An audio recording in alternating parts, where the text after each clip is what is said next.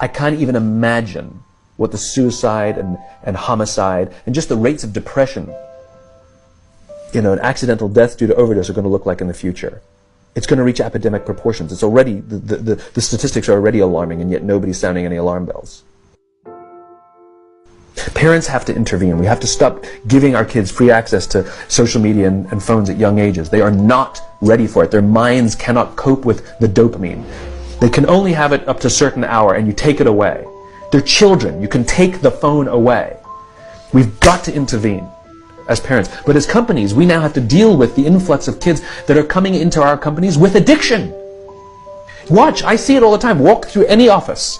You'll see the older employees have their phones on the sides of their computers as they're working. You'll see the youngest employees have their phones face up in front of their keyboards between their arms as they're working. And this is how they work.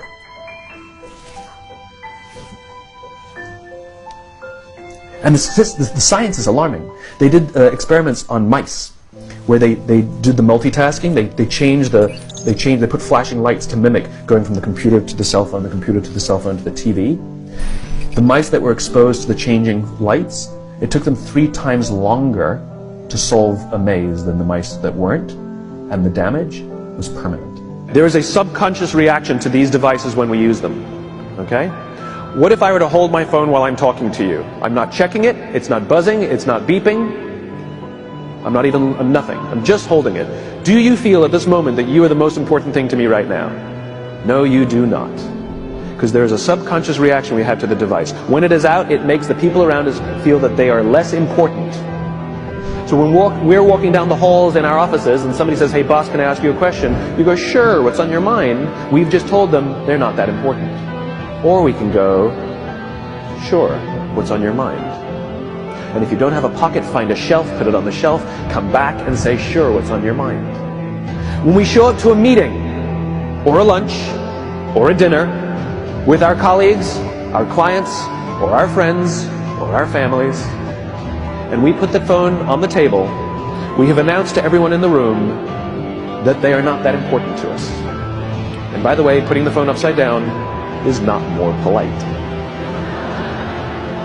My favorite one is when the meeting or at a lunch with someone, that the phone will ring and the caller ID will pop up and they will go, I'm not going to get it. Oh, so magnanimous! Oh, lucky to eat with you today. Or they could just put the damn thing away. You can tell how addicted we are.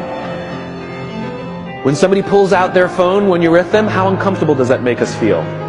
You're walking down the street with someone, they pull their phone out. We feel stupid, so what do? We pull our phones out. We're so addicted. Somebody goes to the bathroom when we're at dinner, and what do? We have to sit there by ourselves. God forbid we should look around the room for 5 minutes. We pull our phones out. Meetings. Awful. What do we do when a meeting happens, right? Everybody's sitting waiting for the meeting to start. Bob's running a few minutes late. Bob's here? Okay, start the meeting. Do you know when relationships are built?